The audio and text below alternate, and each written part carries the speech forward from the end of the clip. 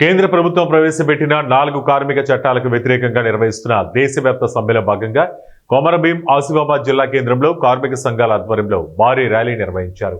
రోడ్డుపై బైఠాయించి నిరసన కార్యక్రమం చేపట్టారు. ఈ సందర్భంగా ఏఐటియుసి జిల్లా ప్రధాన కార్యదర్శి భోగి ఉపేంద్ర మాట్లాడుతూ కేంద్ర ప్రభుత్వం తీసుకువస్తున్న 4 లేబర్ కోడ్లను రద్దు చేయాలని, కార్మిక చట్టాలను యథాతథంగా పునరుద్ధరించాలని అన్నారు. పని గంటల పెంపుతో కార్మికులపై అదనపు భారం పడుతుందని, దశాబ్దాల తరబడి పోరాడుతున్న కార్మికుల కనీస వేతనం అమలు చేయడం లేదన్నారు. సమాన పనికి సమాన వేతనం ఇవ్వాలని చట్టాలు ఉన్నప్పటికీ వాటిని అమలు చేయకుండా నిర్లక్ష్యం చేస్తూ పెట్టుబడిదారులకు, కార్పొరేట్ శక్తులకు మేలు చేసే విధంగా కార్మికులను శ్రమ దోపిడీకి గురి చేస్తున్నారని ఆరోపించారు.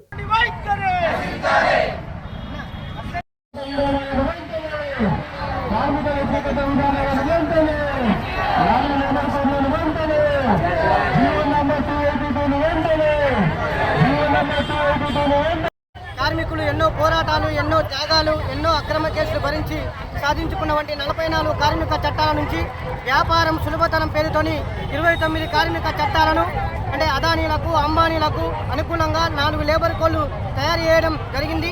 ఆ 4 లేబర్ కోడ్లతో పాటు కనీస వేతనము, అలాగే ఇతర కార్మిక సమస్యలు పరిష్కరించాలని దేశవ్యాప్తంగా కూడా సమ్మె జరుగుతుంది.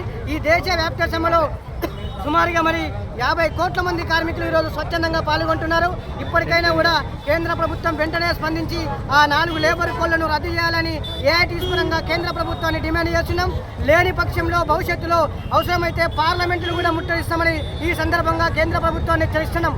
ఓవైపు ఎందుకంటే